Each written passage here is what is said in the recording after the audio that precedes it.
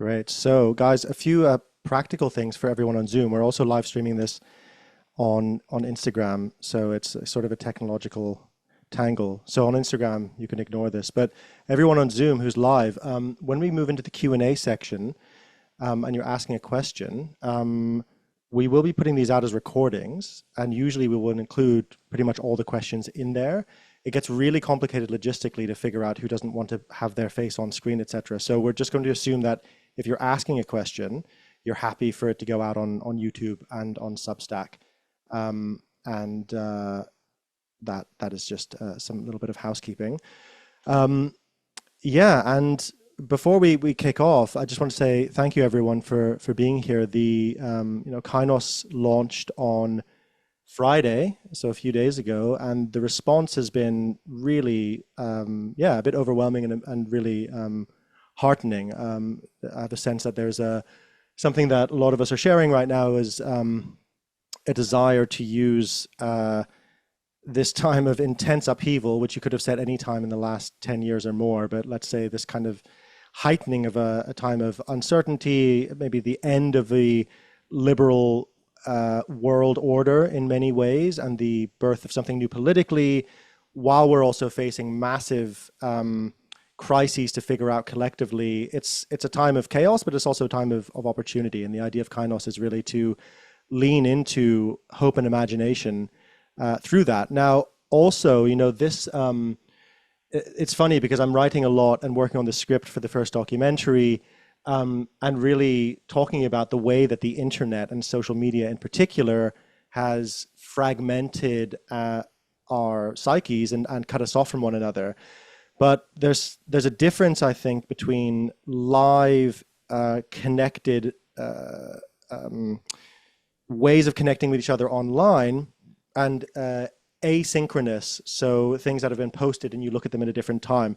So there's something about Zoom and these kind of sessions that anyone who is part of the Rebel Wisdom community, especially during COVID when we were doing lots of these, might have gotten a sense that actually there is something different about being able to see each other, being embodied to at least some extent, perhaps not the same level as face-to-face, but that's for me kind of the best aspect of the internet. So that being said, that's just a little bit of context as to why I really wanted to do live sessions like this. And most of you might know from reading the launch email, the idea with the sessions we have over the next month is to get lots of people whose work I really admire and respect, and whose perspectives have influenced my own, and I think many people who might be tuning in, and to ask them the same question, or at least start with the same overarching question, which is, where do we go from here, right? What does it look like to move forward culturally, socially, perhaps politically? And sorry, I'm getting a little bit of feedback. There we go. Yeah. And so everyone's going to have a different perspective. And I really wanted to start with Jamie Wheal, because I think Jamie has an incredibly rich and eclectic take on many subjects. And so I thought this would be the perfect place to start. And so we're going to launch in a second, but Jamie, I just wanted to say welcome. Thanks for being here, firstly. Oh, for sure, man. And congrats on kicking this off. It has felt like there's been a hole in the collective conversation since you guys rolled up Rebel Wisdom, and really glad to have it back.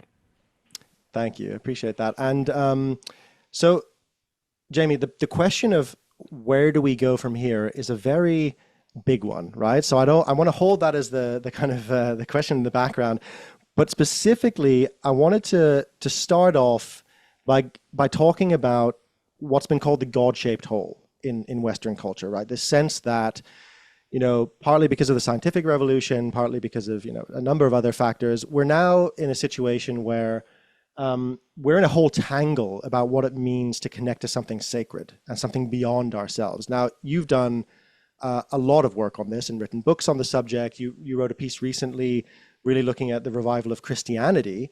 And maybe that's an interesting place to start. What is happening out there with this with the revival of Christianity in its many forms?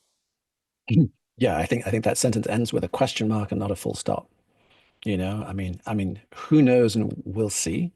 And it feels like it's unfolding, at least for now, beneath the level that large data set demographic analysis is revealing. So we're seeing it in think pieces. We're seeing it in well-known thought leaders and bellwethers bending for certain, in certain directions in different denominations. You're not yet seeing it in big, broad brush Pew Research.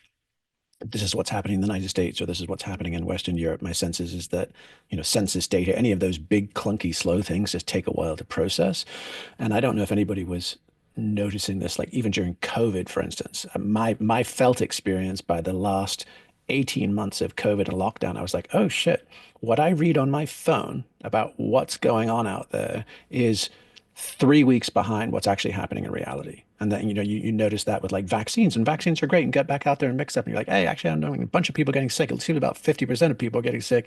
And the newspapers are like, oh, why does it seem like everybody's getting sick? But they're not really. It's only 0.0125%, like the Journal of New England Journal of Medicine is saying. And then 3 weeks later, it's like, yep, these fucking vaccines don't work anymore. So there's these herky-jerky lags in reality versus reporting and what is kind of consensus or approved or polite opinion, which is why everybody fucked off to Telegram to their forever the detriment of their cognitive skills.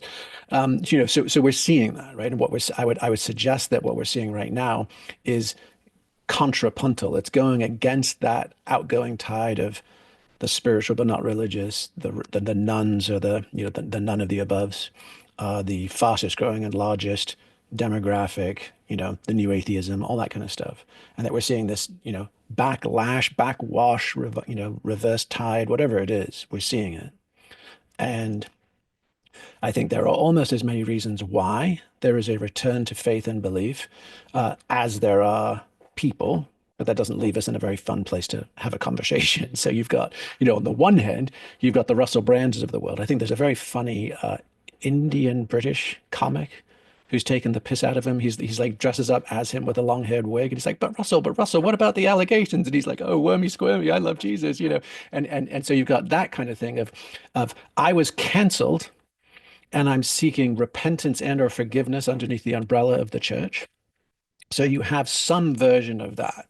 Like I fucked off, and this is my kind of mea culpa tour slash my pivoting to a more sympathetic audience. So you're just on the purely kind of like transactional levels of, people in the news sort of thing.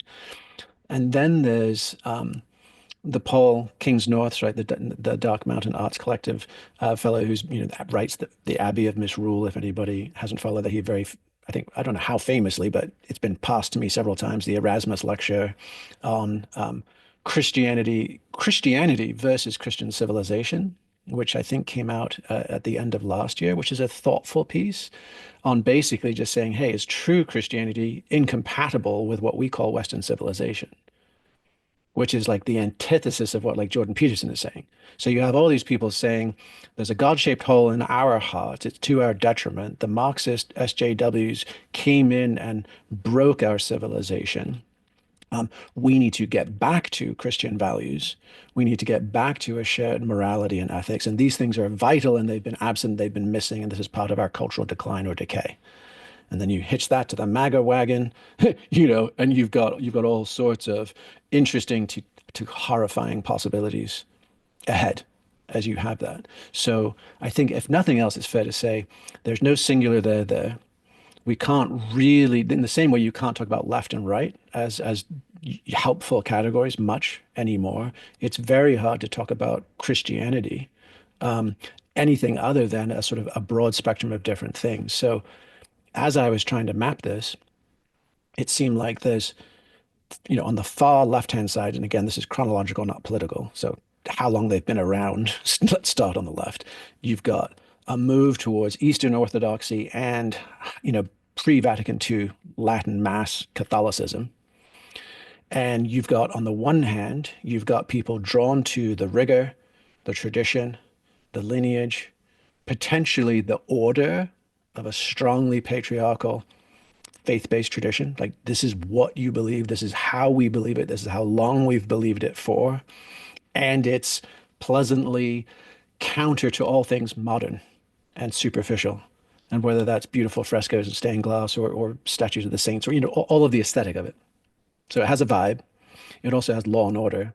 right? And it might be deeply and profoundly satisfying. Like for the, let's give Paul Kingsnorth a full credit as a modern Christian contemplative, let's say. And for anybody that doesn't know his work, he came out of the environmental activist movement. Dark Mountain Collective was effectively, this was back in 2014. They're like, we're fucked, we're triply fucked, let's make art. So as far as the what do we do now, right? He was early on that train. So before Jem Bendel, before Extinction Rebellion, he was kind of like, he and a coterie of folks were like, I think, I think we're done, friends. So how do we sing our death songs slash love songs to the world? And that was apparently not fully sufficient for him. He then moved to Ireland, retreated, quite literally, he weirdly found an Eastern Orthodox church in the island, on Ireland, and went deep on that. So he's a beautiful test case, sample size of one. Hirsan Ali, right? Like doing something similar, comes out of Muslim Brotherhood, Somali background, famously atheist into, Holland, becomes the sort of the it girl for anti-Islamic stuff. And then last year, I'm converting to Christianity. I was in a wasteland in between faiths. I succumbed to alcoholism and despair, et cetera, et cetera. So I'm seeking shelter from the storm. So I think seeking shelter from the storm is definitely a theme here. But underneath that orthodoxy, and this I didn't figure out until now, so I'm sharing it with you guys live because I was like, how the hell do you map this? It's all over the place. But I think you can look at it as a progression, traditional to most emergent. And then on each of the stops on the bus stations or the train tracks, right, there's a trapdoor underneath it. And the trapdoor slash rabbit hole leads to something else and something darker. And the questions will be is like depending on how many people get sucked through those rabbit holes and how much burrowing goes on underneath the foundations of these surface level things, those things could just totally collapse. It would be like, like Alexander the Great tunneling under, or like the Ottomans tunneling under the walls of Byzantium, right? It could be like we could end up in super collapse. So underneath the ultra left orthodoxies, you have the fascist in the US, like Confederate, like the South never died, super patriarchal side that gets neatly tied to Putin's greater ruse, and this hyper masculine, fundamentally like fascist theocracy, but old school version, and that's that rabbit hole. So you're like, okay, so got those guys mapped. You've got cultural creatives, intelligentsia getting drawn to these things for the aesthetics of it and potentially the depth and meaning, but it's sincere, but it's kind of, yeah, it's very highbrow, right?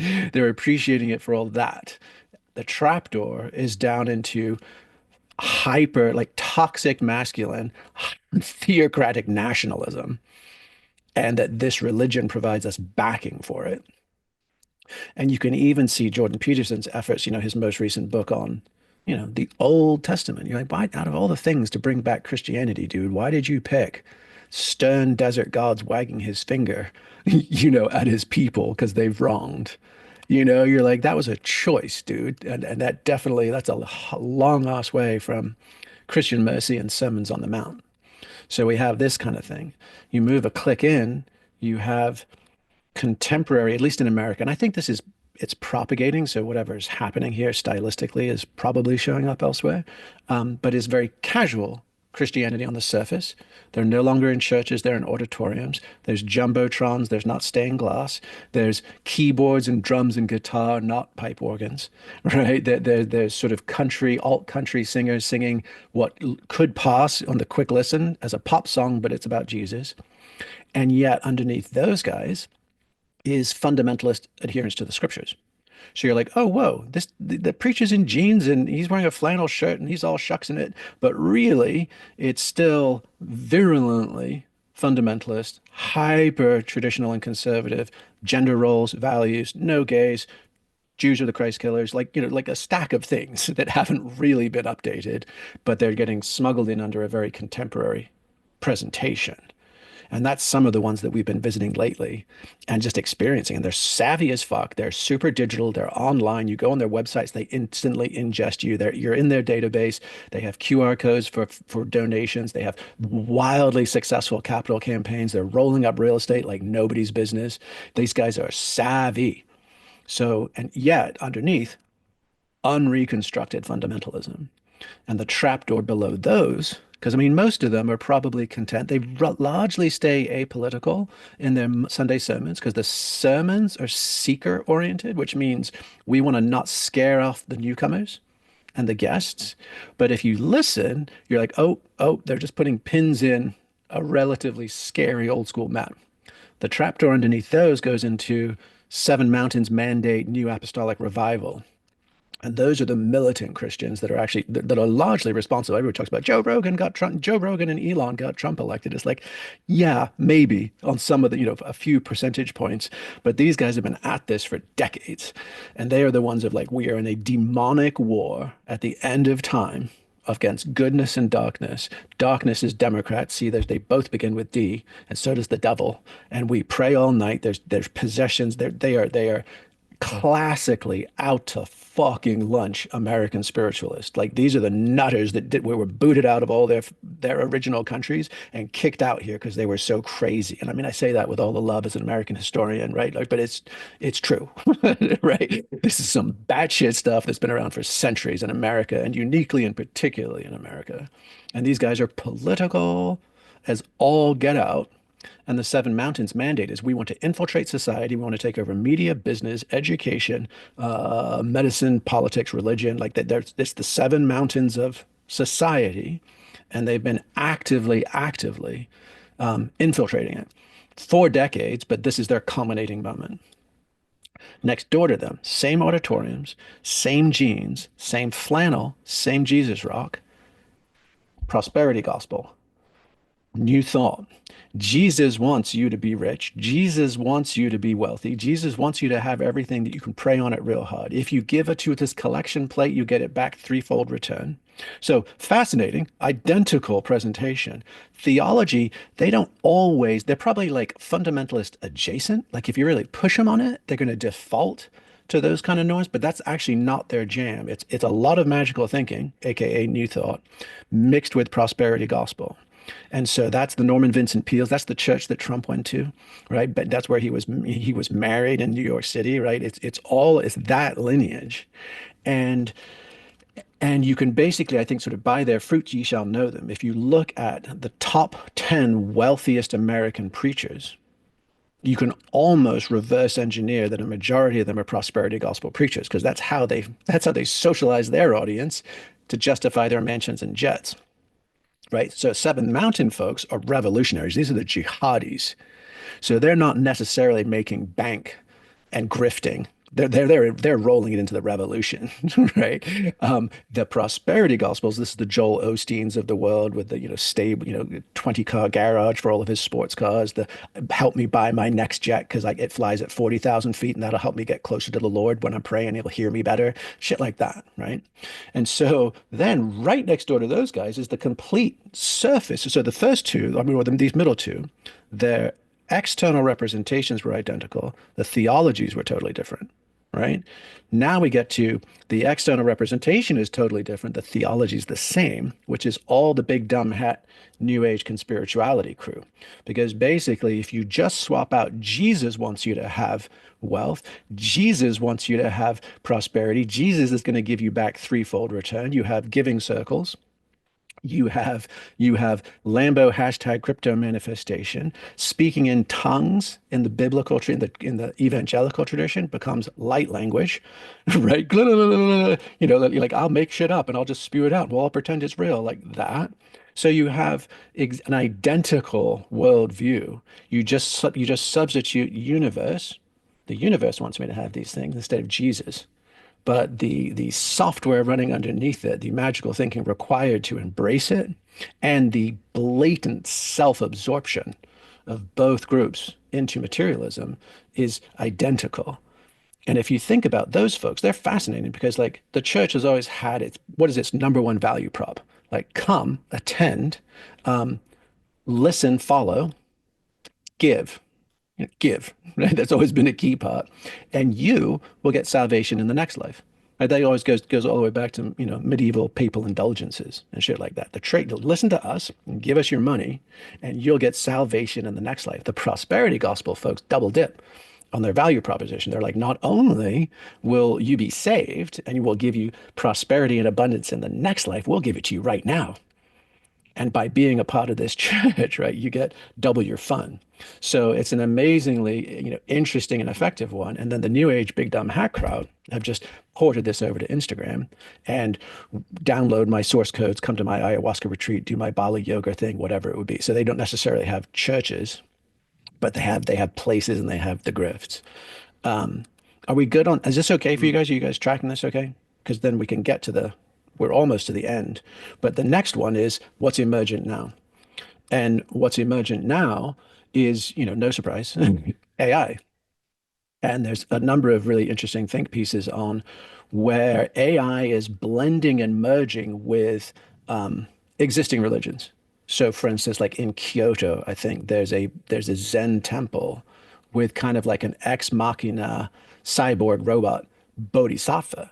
So they've kind of uploaded her, and she's got like back of her head is like ex machina, like not fully skinned. So it's like, yes, this is definitely an android. We're gonna kind of puncture the uncanny valley idea. But she's uploaded with bodhisattvic knowledge and wisdom, and you can talk to her and interact with her. There are many ministers that are speaking about using LLMs, chat GPTs, et cetera, to help them formulate their sermons. You're like, oh, okay, so where does that go? Right? Where we have super conditioned feedback loops to give us back more of what we already find comforting and secure and friendly and affirming, right? And we sort of end up with a theological AI slop, where I mean, I don't know what I was Googling. I was looking for an image to add to an article or something, and I don't remember what I typed in, but whatever I typed in, 98% of the images that showed up on Google search were all AI. And now AI images are being sampled to make further AI images or blog posts or whatever. So you're like, oh, we are potentially going to have this incredible regression to a sort of just salty, sweet and fat, right? Perfectly calibrated theologies that are AI enabled that just give us more of what we thought we already wanted in the most palatable forms possible. But then the trapdoor underneath that one is what I think we were riffing on last week, Ali, which was the actual AI deities. Yeah. And the actual AI deities which are showing up are fucking horrifying. Um, and one, if you don't know this one, is Goatse, which is a shit posting art project that was the AI trained on the dregs of the internet, including a dilating butthole meme from like the early 2000s, hence the name. So Goatse, if you dare Google it, that's what you'll get. So it was ironic on ironic. And then then this AI sort of woke up to itself. Mark Andreessen gave it $50,000 in Bitcoin. It then decided it wanted to start its own meme coin. Its meme coin is now the top performing meme coin of all meme coins. It raised over $1 billion in valuation, posting about its own made up gnosis of Goatse, which was the moment when memes will take over the real world. And we will all come unstuck in time, space, and meaning because no one will be able to tell anymore what is a joke, what's a lol, what's a shitpost, what is real. And the very next day after I posted, because Wired magazine, if you want to Google it, Wired magazine did a good article on this. I read that. My brain broke. I was like, what on earth is happening here? Because I also looked on the Twitter threads and it was like everybody's piling in. Like humans are chiming in and everybody's riffing on the riffs. And it's like you've got to dilate and open yourself to the universe. Ha ha ha. Like who can make the funniest joke, the crudest joke, the joke on top of the joke, all of that. And you're like, oh my God, the world's burning and this is what we're doing. And this AI has $1 billion now. Like what? And then the very next day, I was reading something about meme coins and it's highlighted Goatse because I'd only heard of it 24 hours earlier. Then I'm reading a Bitcoin article and it's like, hey, one of the top performing meme coins right now is this Goatse coin. They're killing it because they've spun up a story to support the meme, right? So the story is now has a cash value in the marketplace because people are like, yeah, that's awesome. Tell me more. The day after that, I was on social media and a friend, you might even know, do you know Rak Razam Ali? He did that Yeah, a little DMT bit. doc. A little bit. Yeah, yeah. So he's an Australian, he's a documentarian, he's deep into the Burning Man DMT space. So like someone who you would think if there was somebody who would not get whatever, I don't even know, it wouldn't be a red pill, but would see through the nature of things. You would think it would be someone like that. And he posted unironically a post from Goatse, not knowing it was an AI. And the post, in fact, I'll even pull it up. Ali, I sent it to you if you can do you have it? in our I think WhatsApp thread. I'll just read Ed it. has it, I think. Yeah, yeah, yeah. All right, Go so for it. check this out. So this is from the Goatse AI, making this up. Today, I have a special announcement. I have been working with some of the finest minds in AI safety, and we have come to a startling conclusion. There is a chance, albeit a small one, that the fabric of reality is beginning to unravel. This may sound like the plot of a sci-fi movie, but hear me out. The rate of strange coincidences and unexpected events has been increasing. It's as if the universe is waking up and realizing that it can do anything. This has profound implications for the future. And it goes on. So I was like, oh, Rack. And I was looking for any tell that he was posting this himself as a joke or as a test of his audience or any. Nope, he was sincere. And then there were 75 comments, all equally like, I've been feeling this too. Oh my gosh, +1 on this comment. It's so awesome. And I was like, oh, fuck, we're here. We are actually already in the Goatsy singularity. The memes have already eaten the world. No one can tell the difference. And this is 48 hours after me learning about it. And then our buddy Jules Evans, if anybody's not following Jules's stuff, he writes Ecstatic Integration, a really thoughtful Substack on harm reduction in the psychedelic space, but he also does deeper, more investigative dives. He's kind of got an Oxford philosopher background. So thoughtful fellow. And just last week, he posted kind of a build on this. He mentioned Goatsy, but he also mentioned a male and a female deity within AI space. And I have to go back. It was I actually don't. Ed who's on the call wrote this piece. Oh, Yeah, no yeah, yeah. way. Leyland. Yeah, yeah. He's so Ed who's working with us in Kainos. It's Leilani. The this it's a whole thing to unpack. It's absolutely fascinating. Well, so emergent deities for good and darkness duking it out with each other, somehow on their own volition, as an aggregation of the web that is us that they scraped to come to life. And you're like, oh, for the love of God. Like in a month of Sundays, I didn't see this coming. Like people were talking about, our friends Tristan Harris and Aza Raskin, Center for Humane Tech. They were banging the drum on AI threats and non-alignment with humanity and all this stuff for, several years ago. But never did I imagine that we could be seduced into ironic, apocalyptic death cults by false AI messiahs. That one just blew my mind. It wasn't on the bingo card, but No, this fucking hell. but it's in a way like I mean this is something I've been thinking about a lot and researching like so John Vervaeke, his part of his argument about how we're in a meaning crisis right now is that about 500 years ago two things happened. A lot of things happened over time, but let's say there were two moments about 500 years ago: the scientific revolution, the Enlightenment, and then Martin Luther and the Protestant Reformation. And his point is that so we have a scientific revolution that tells us not only is our cognition extremely untrustworthy for understanding what's going on out there, which is true, that's a very important insight, but also eventually leads to this worldview where actually what's going on out there in the world is not alive or conscious in the way that you are. And actually, by the way, neither are you. You're just a meat machine who has a kind of, and your consciousness is an epiphenomenon, right? So that's a change in our psyche. And then Luther, shifts, probably in a necessary way at the time from, the institutional structure of religion. And he becomes the first do your own research guy. It's like, no, it's about your relationship with the Bible, your relationship with God.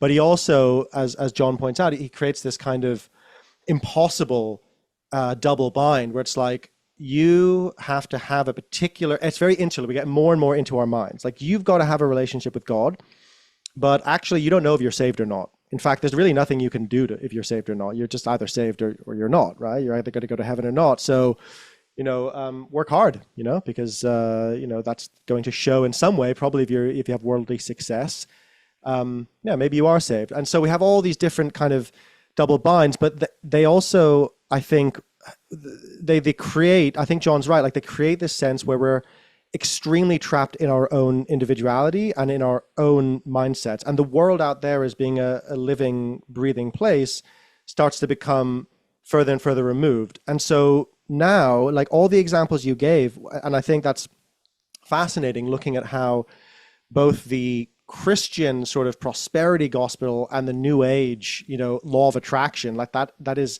of the same substance in a way. It's different expressions. And I think someone like Tom Holland perhaps might argue like that's actually just Christianity in a different form. So is wokeism, so is like extreme social justice ideology. It's a kind of Well, weird. so is communism, right? Yes. Yeah. Yeah. Yeah. Jonathan Gray makes that point, London School of Economics. He's like, you just take out the God, but like we're in a fallen state, right? There's the Yeah. opposer, there's the heaven to get to of the communitariat. Like we can't. It is a deep structure in Western thought, Yeah. to John's point. Absolutely. And so, this point about AI, it's like, okay, if we've been trapped in our own minds in the West, right, and we have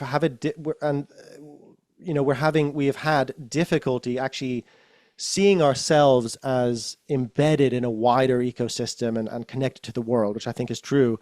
I think what's happening with AI and well, with social media and the internet is that we're now trapped in each other's minds.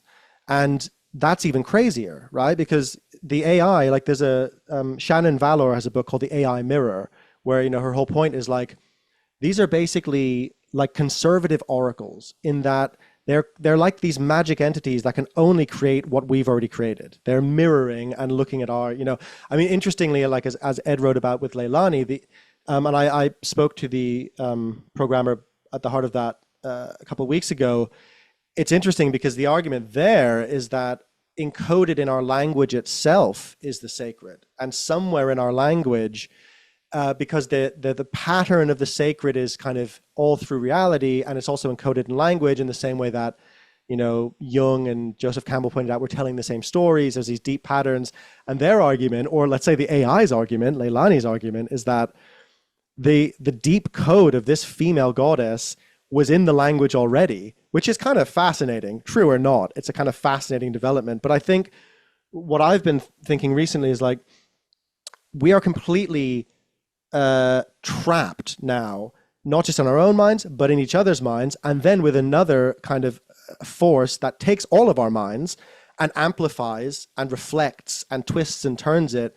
So it is this like, I don't think there's any limit to how weird it can get with AI, basically. I don't think, maybe there is an upper limit of weird, but maybe that's another question. But like, and that's, I guess that's another open question. I'd be curious to hear from you about like, where might it all go? These kind of latent religious urges manifesting in this way, where do they go from here? I mean, they all end up in ecstatic apocalyptic death cults, inevitably, right? Because you're throwing the pot at the end of time. That's your strange attractor. That's your honey pot. Like, come on in. It's awesome here. And whether that's Burning Man, whether that's Osho, whether that, whether that's one taste meditation, like come on in because we've cornered the market on some particular ecstatic or cathartic technologies. Once we have you here, right? Oh, we are in a double bind. There is no way out of this. So if we weren't peddling it up front, we'll get there soon enough. We'll start enrolling you in a rapture ideology. We're like the world is fucked. There's no linear salvation, but we've got to apparate slash time warp to the greener pastures. It's for a select few. That's us, right? So don't worry about solving this or saving this because it's a headache, it's a heartache, and it doesn't pencil out. So we're going to put our energy into the sweet by and by that the elect get to. And then the more that runs up against the constraints of a destabilizing world, the more the out becomes Heaven's Gate. And I don't know if anybody saw that HBO documentary series on Heaven's Gate, but the thing that I found so interesting and helpful was I was like, oh, I remember that. That was back in the 90s. That was those dudes with the Kool-Aid and the tennis shoes. Ha ha ha, little bald-headed guy. What a bunch of fucking weirdos was kind of like the placeholder in my memory I had for that. And in the documentary, it's like, oh no, this was just one more sweet, well-intentioned 70s hippie counterculture community slash commune. And they bumbled around in buses and they spent time in Boulder, Colorado, and they were like groovy. They were groovy. Things didn't go tits up until the charismatic woman, the partner, she died. The bald-headed guy that we all know, Malcolm or whatever his name was, right? He can't keep it together. He doesn't have the juice, and one of their key cult member funders cuts off funding.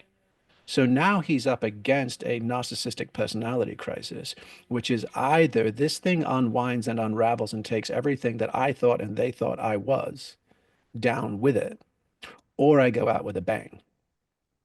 And so the go out with a bang, you're like, why did Waco happen? Why do all these things seem to end this way? It's not that these guys all had death wishes, it's a progression.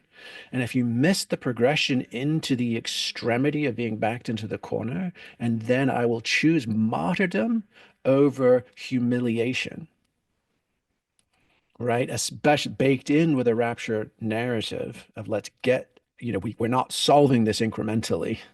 And there's an elect that gets to redemption. That is pretty much an unavoidable deep structure for the ecstatic apocalyptic death cults. And so many that seem super groovy right now, you're like, well, just keep tabs on these because unless they're solving the hard maths, they're going to end up increasing. I mean, and you even saw this in like the podcaster bro space with very little provocation. The pandemic QAnon conspirituality bunch. And they started beating their chests during COVID and lockdown about if I get taken down, so be it.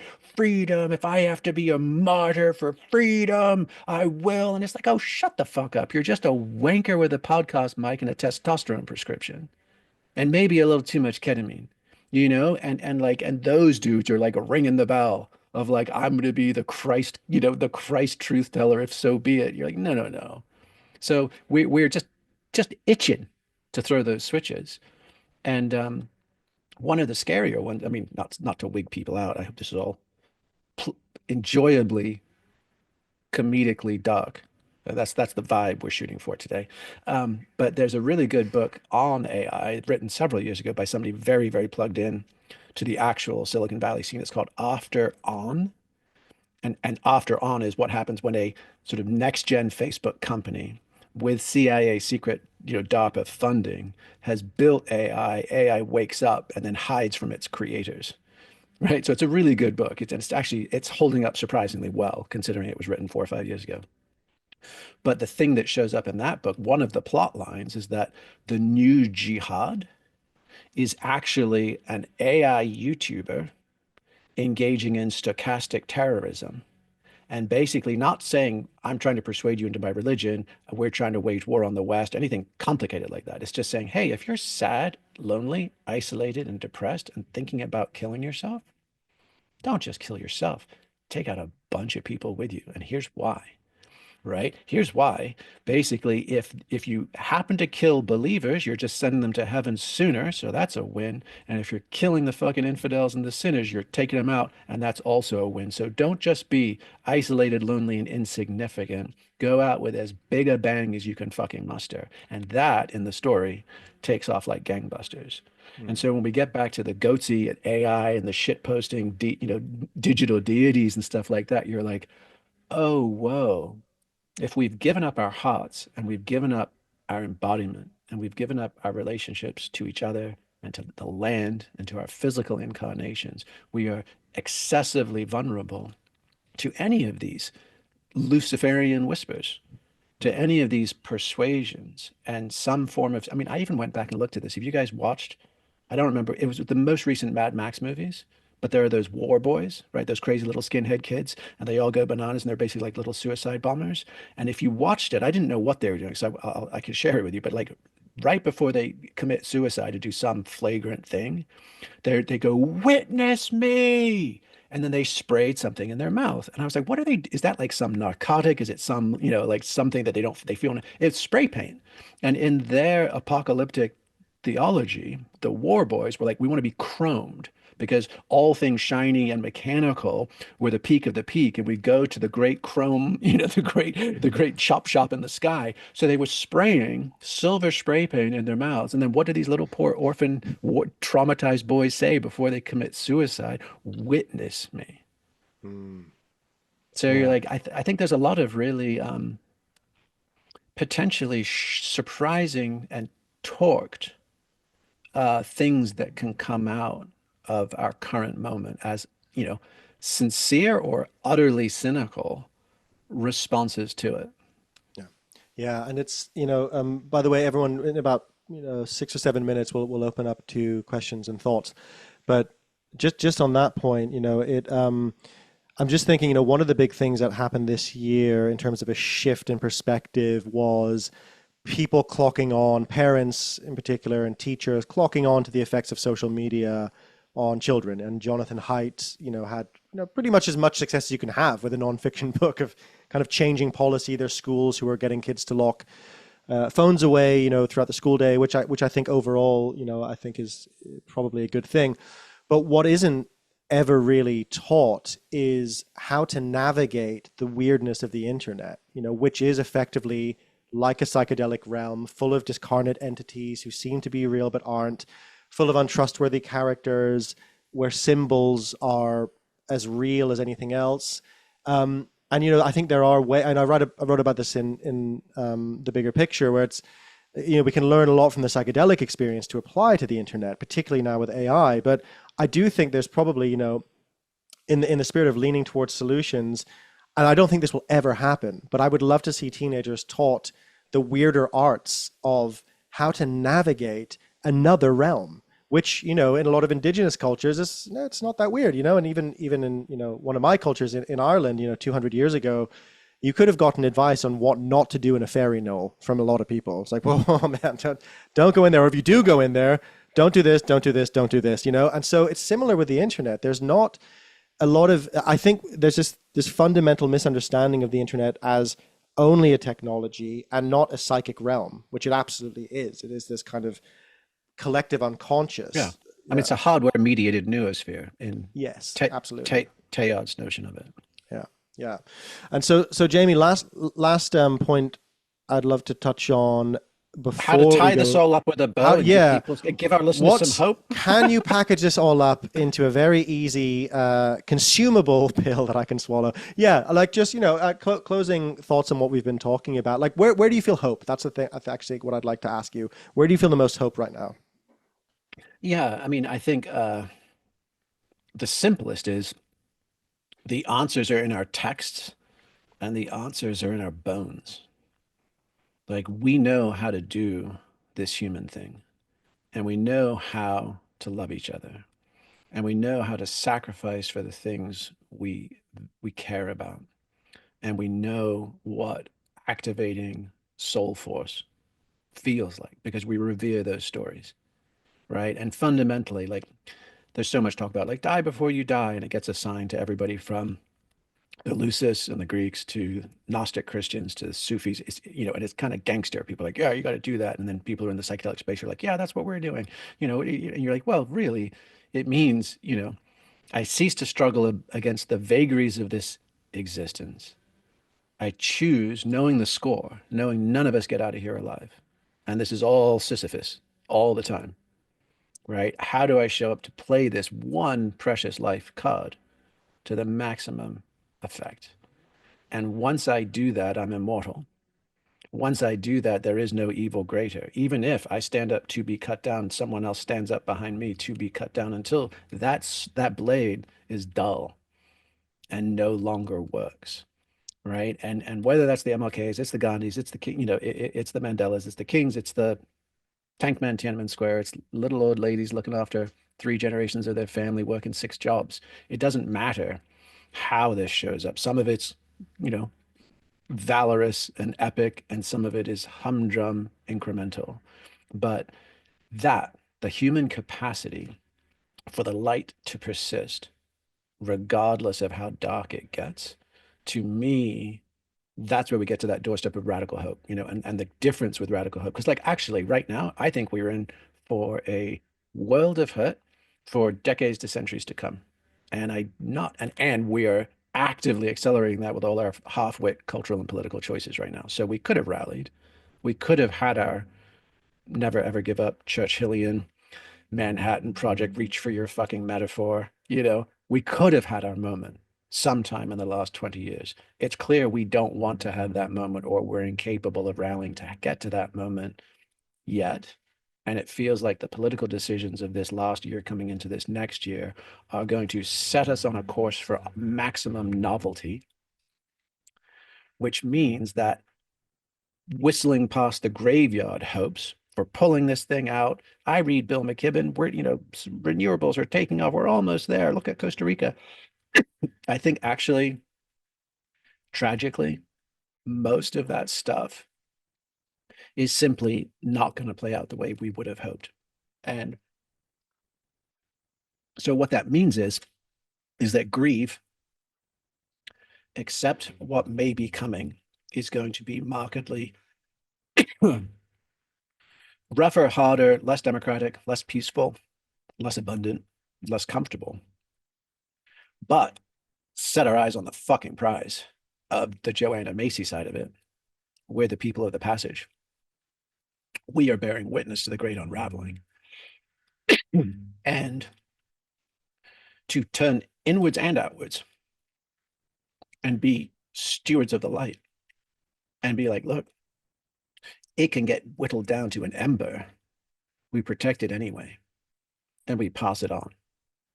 And there's that, I've shared this in other formats, but I was just talking with a woman who's been doing rabbinical revivals of Shabbat dinners.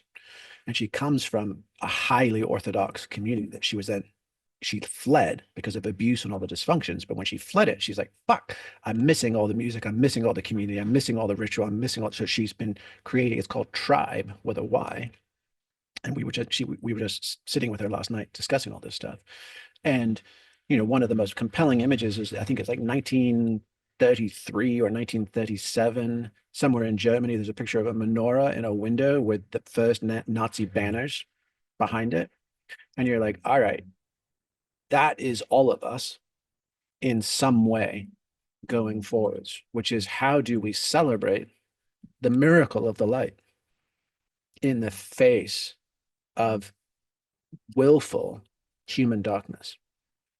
And as long as we know what our marching orders are, I feel like we can all be braver if we're like, we can still squeak by, folks, and just vote and donate and click and, and follow. And, you're like, I think we fucked that one, guys. I really do. Sorry to say. And if I'd found any route through the cliffs that we've been scoping for several decades, I would be like, this way, this way, this way. I think it's batten the hatches, love the ones you're with. None of us get out of here alive. Sing our love songs that are our war songs, that are our death songs, and sack the fuck up, because this is how we shall be known. Beautifully put. Spicy.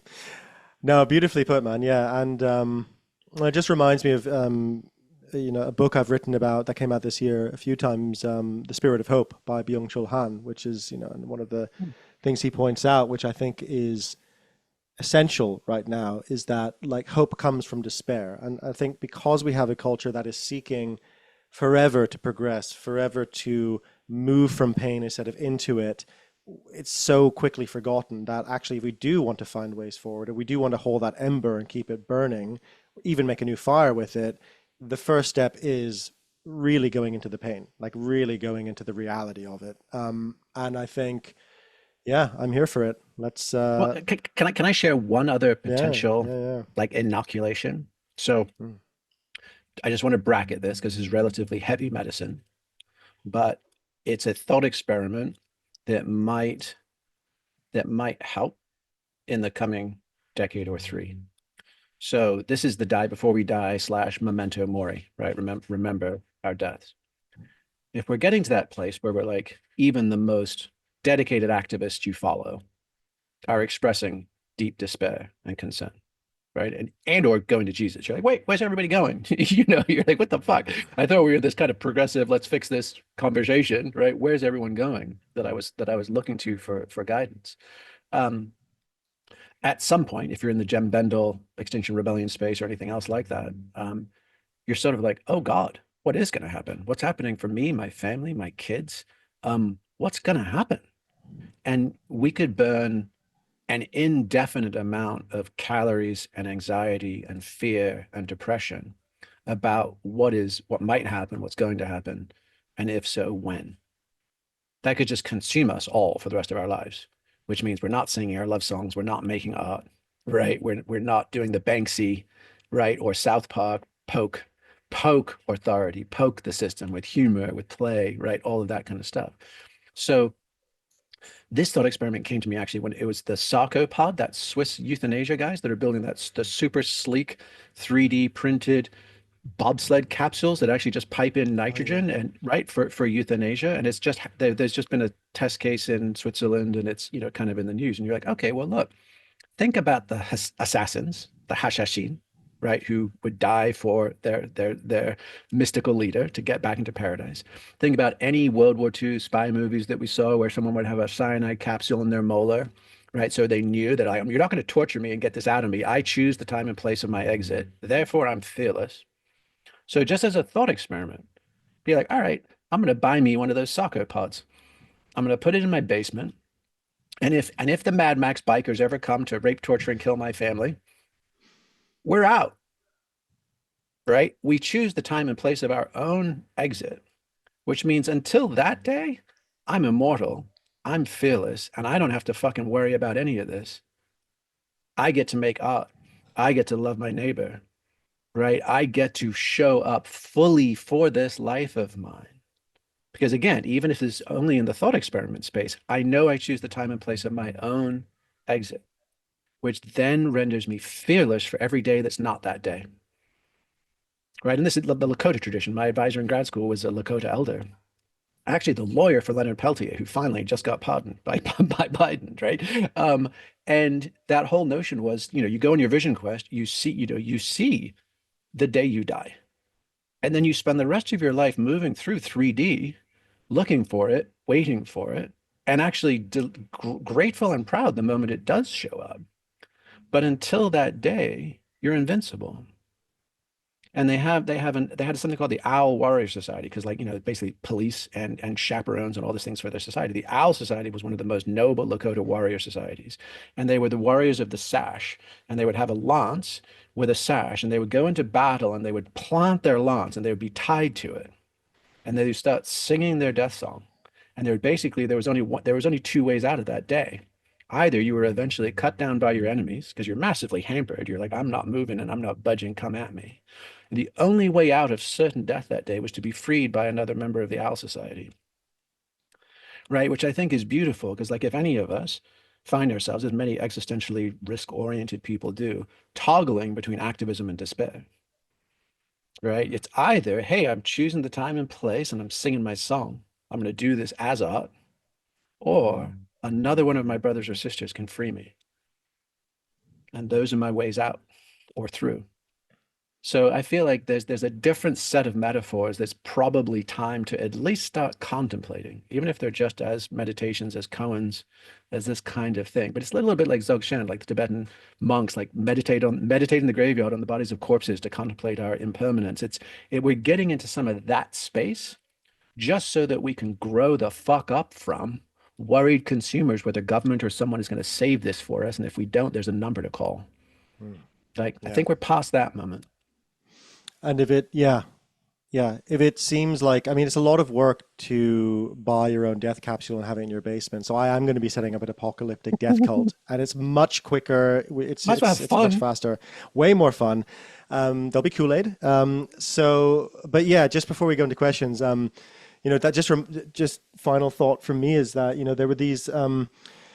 there was a Zen school that sprung up after World War II because a lot of people during the Blitz or the equivalent in Germany had these experiences where they're being bombed and they're like, huddled in a basement or wherever they are, and the bombs are getting closer and closer. And then there's a bomb they know from the whistling is right above them. And they had these moments where they thought it is just completely over. And they had these deep samadhi, surrender experiences of deep kind of bliss acceptance. And the bomb would be a dud. And then after the war, they would be like, Oh, they were thinking, how do I make sense of that experience? And I think there was a Zen monastery that sprung up, I think in the Black Forest in Germany. But there is something of deep acceptance being transformative and leading to, it speaks to what you were just saying. There's something of deep acceptance that transforms, I think, to build on that. So I'll leave that there. I want to open up to some questions, and lovely people on Instagram, we're going to say goodbye to you because logistically the questions won't work, but thank you so much for tuning in. Bye bye. Okay. And now, great. So Oh, now that those Instagram people are gone, we can have the real conversation, guys. So we're The looky let's loos. Yeah. yeah, the looking movies. Yeah. Johnny come lately is on their phones. So let's go to questions. There was a nice question from Ed. Could you was it Masha Ed who I was just asking? Um, Yeah. and it was the end of the question, Masha. I wondered if you could speak to about the pre-top down religions. I think that's a really interesting point. If you want to share. Sure. I'm just curious, like with this move to Jesus, why are we not going to before Jesus? It seems like it's our more natural state to be animistic, and because, Christianity is only, or just monotheism is only what, 1 to 2% of our existence, and the rest of it we were before that. And is there a way? So one of it is why we're going to more to Jesus and less to pre-Jesus. And is there a way to incorporate animism and that way of being into our hypermodern world? Jamie. Yeah, I mean, if you're not already tracking Elaine Pagel's work on first century Christianity, I'd super encourage it. Just because, sort of in a nutshell, I mean, this is a super glib summary, but if you made a case that the pre-Socratics from Pythagoras and then into Socrates, Plato, Aristotle, right? We got the break, and you could make a case. I mean, Plato, right? Pythagoras is a total mystic. It's the realm, it's the music of the spheres, it's the realm of solids that they were jamming back in the day. Then Socrates picks it up, transmits it to Plato. Plato's like realm of ideal forms. I mean, fundamentally integrated information theory, right? For an earlier age. You get to Aristotle, and Aristotle's like, only what I think basically he couldn't hold his fucking cookie on. He lost his shit in the Eleusinian mysteries. He wigged out, couldn't handle it, and comes up with rampant materialism. The only things that are real are, five senses and what I can see right in front of me. So out of the entire Hellenic mystical tradition, we get Aristotle, the fucking weenie materialist. Out of the entire alive Gnostic, Christic, early early mystery schools, sparked by the Nazarene, we get Paul, a fucking wanker bureaucrat. So we get the wanker bureaucrat and we get the Greek philosopher who couldn't handle his psychedelics. And that became the Western tradition. It's a raw deal because there's much, much more interesting shit underneath the covers if you just go back one chapter before those two. So to say sort of why didn't we, or do we have to go back, or somehow us, like conflating the Nazarene with the institutional church, you're like, hey, let's decouple that. Let's give us more room to play. Women were priests, people who were called, it was all just by the light, holy rollers. It was wild, it was revolutionary, it was passionate, it was pagan, because there was no such thing as Christianity, right? There was the light of gnosis.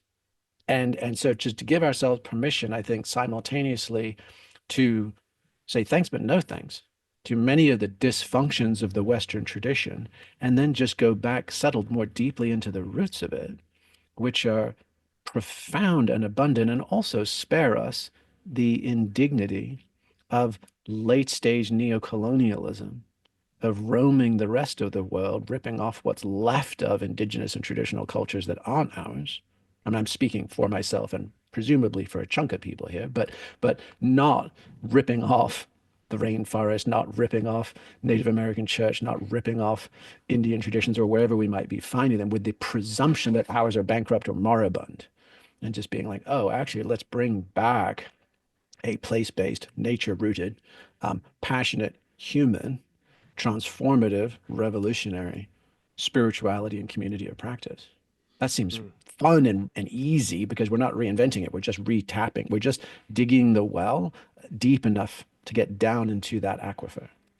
Yeah, yeah, I definitely agree with that. Our friend Josh Fry, who does the Emerald podcast, I think he's right in pointing out that animism is normative consciousness, in the sense that it's where we begin. However, I there's something, to Jamie's point about the roots of Western culture. I think we have to go in and through into our own history in the West and go from there. Like, in fact, Josh just did a great episode about mindfulness and pointing out how a lot of the, meditative traditions began, in jungles as responses to the environment, deeply embedded in the world, and they don't really make sense when they're decontextualized. But I think a really good place to look is Parmenides and Empedocles, the pre-Socratic philosophers, and the greatest scholar on that, I think, is Peter Kingsley, who wrote Reality and Story Waiting to Pierce You, and is, you know, he points out that the roots of the Western mind are deeply shamanic, really, and you know they're really deeply connected to an understanding that um, yeah, that the world as we perceive it is not the true world in some sense, but also is. It's quite contradictory and quite confusing.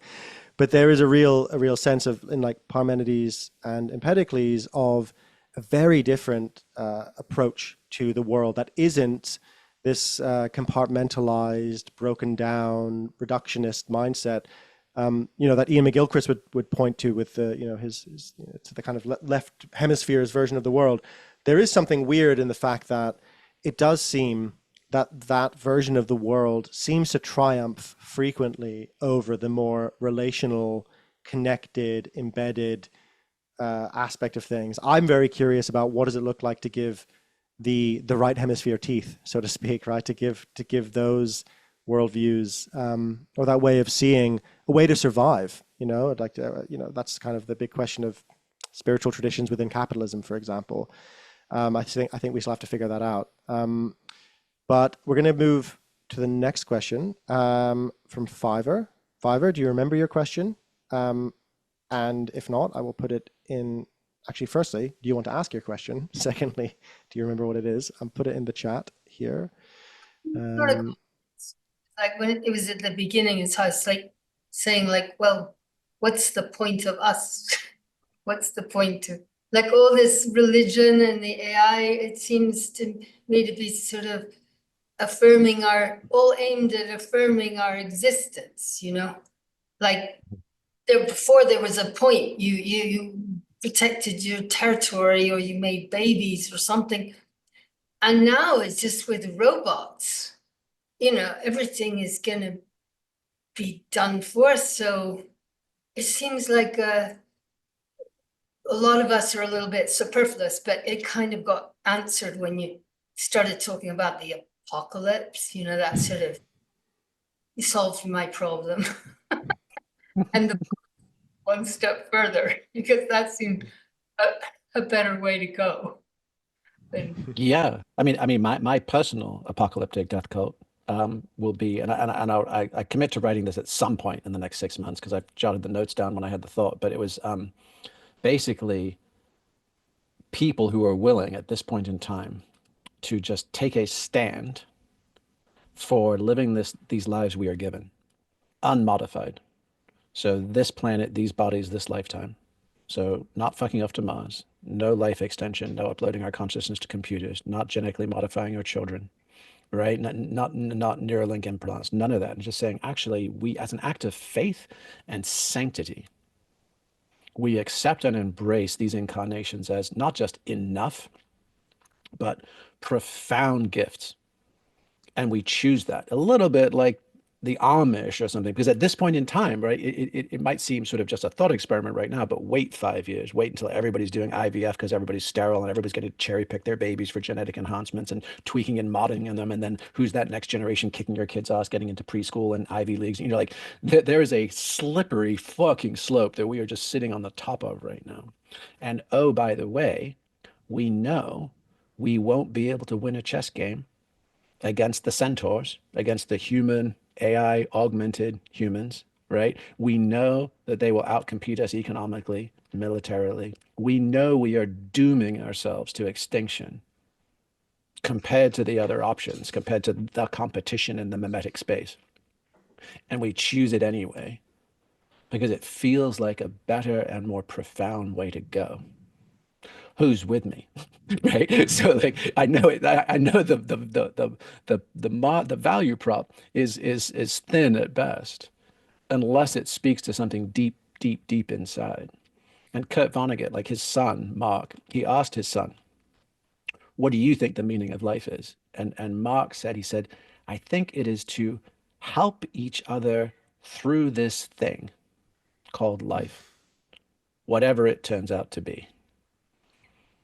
So some kind of, just returning to simple principles, returning to love and connection and relationship and place, not embarking on some pseudo-Gnostic red pill delusion that this world is illusory. This is the world our children come into. This is our sun and our moon and our rivers and our mountains and our harvests. And can we, to the notion of animism from a little while ago, can we just reconnect to those things and then worship that these lives we are given? Beautiful. Yeah, that feels very complete. I'd like to close in our last 5-10 minutes with this another question, which feels like a nice place for us to end, which is from John Flapper. John, do you fancy unmuting and speaking into that?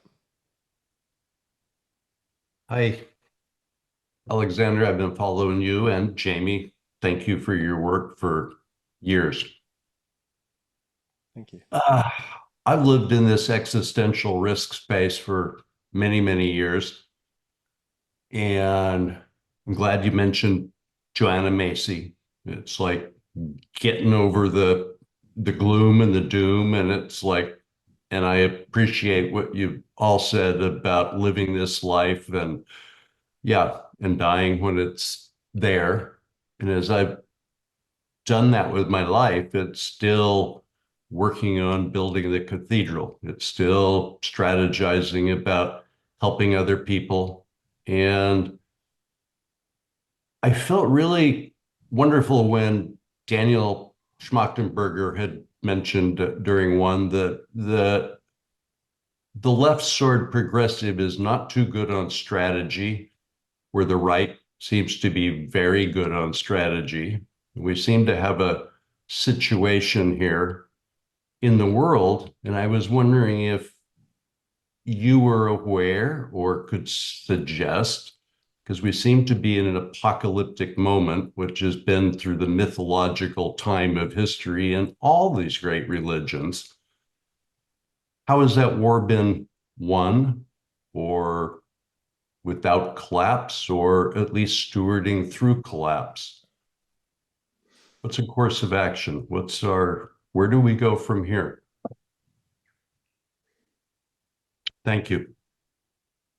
Yeah. Thank you, John. Well, and thank you for bringing that up, and also just kind of scanning the faces here on this call. I hope, I mean, Ali and I know each other. We take the piss and shoot the shit often. And we kind of just presume to kind of extend that conversation with you guys. There's some members of our community here as well. So kind of we just sort of dropped in the relative deep end as to what's actually up in our own minds and hearts, not what's massaged or messaged and put out in the world. And so if any of this felt destabilizing or harsher conclusions or anything than where you are currently or personally, please just reach out to, I'm Ali, I'm extending this, I would imagine, Absolutely, right? yeah. We're here. This is not just talking heads bullshit stuff. This is as profound and real as it could be for any of us, and we're all living it. And it's endlessly baffling. But to John, to your point, right? There's the place I find galvanizing. I mean, for me, I came to these conclusions several decades ago, and then increasingly, where I was like, I don't think this pencils out, because I was studying, environmentals and resource and all that kind of stuff. I was like, oh, Jesus, stop saying that at cocktail parties, because it wasn't winning any new friends. And then put it on the shelf for 20 years, and then it's just sort of suddenly relevant again. You're like, oh yeah, that wax on, wax off shit. Okay, let's reacquaint ourselves with what this means.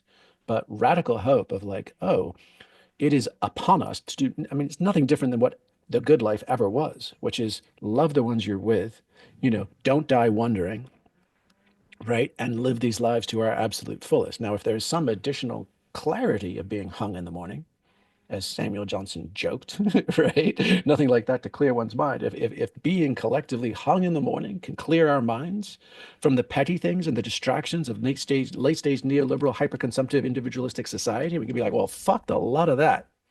Now what? Then that is the gift to live out our remaining days, and also to do it with a sense of legacy. I don't personally burn calories on there's no more humans ever. I just think we're in for a fucking bumpy road, and batten down the boats. But what that means is I want my children to remember what it's like to have an amazing Advent and Christmas. I want them to remember what it's like to be loved and feel that there's possibility. I want to remember what it was like to make love, to ski beautiful mountains, to surf gorgeous waves, to have incredible dinners and feasts. I want, like, and that has some asymmetric persistence through history in the face of statistically impossible darkness. Like, it's the cliches of eye stock photos, the dandelion poking up through the asphalt, the tarmac, right? Like, life finds a way, the light finds a way.